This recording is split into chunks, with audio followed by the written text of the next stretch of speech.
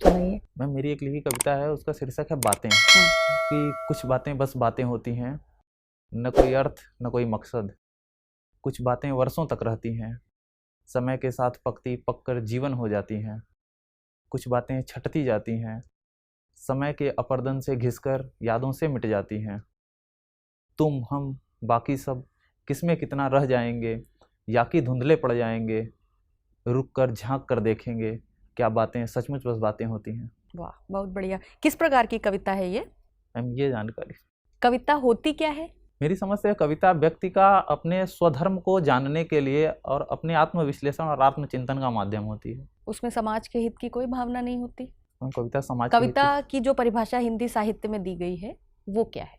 Ma'am आचार्य रामचंद्र शुक्ल जी कहते हैं कि कविता भायोग की दशा है, जब मनुष्य इस सामाजिक बंधन में मनुष्य का हृदय जो है वो बहुत बंध के रह जाता है, और मनुष्य का हृदय से संवाद स्थापित करने के लिए हृदय की वाणी जो शब्द अर्थ विधान समझा दीजिए अगर जो आपको उनका हृदय, स्टेटमेंट नहीं मैम याद है। वो कुछ ऐसा है कि हृदय की वाणी जो है वो कुछ नए शब्द गढ़ती है, और उसी शब्द विधान को कविता कहा जाता है। तो हृदय की वाणी ने अगर कुछ भी ऊट पटांग बिना तुकबंदी का गढ़ दिया तो वो कविता माना जाएगा?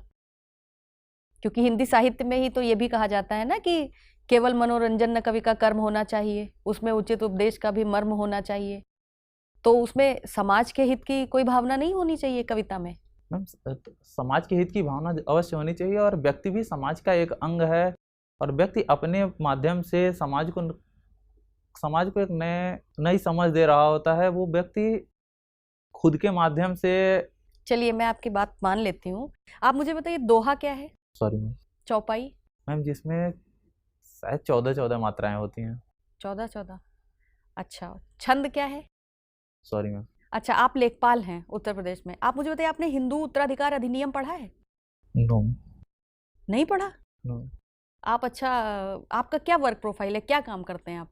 मैम, लेखपाल का काम होता है कि जो अभिलेख हैं उनको अपडेट रखना, जो फसलें उगाई जा रही हैं बोई जा रही हैं उनके रिकॉर्ड को मेंटेन करना, और जो सरकारी संपत्ति है उसका संरक्षण करना। भू अभिलेख मेंटेन रखना ना, मतलब किसी आदमी के जमीन के जो कागज हैं उनको मेंटेन करना। Yes ma'am. तो आपके सामने कई बार ऐसे केस आते होंगे ना जिनमें जैसे मान लीजिए एक सिचुएशन है, ठीक है, जिसमें कोई व्यक्ति है जिसकी अचानक मौत हो जाती है और उसने अपनी वसीयत नहीं की है, ठीक है।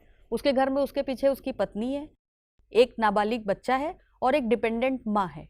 तो उसकी जमीन का जो बंटवारा, प्रॉपर्टी का बंटवारा प्रॉपर्टी किसके नाम जाएगी? मैम रेवेन्यू कोड के हिसाब से उसकी संपत्ति उसकी पत्नी और उसके बेटे के पास जाएगी। और माँ अगर डिपेंडेंट है तो उसके पास नहीं जाएगी? No ma'am. अच्छा, ठीक है।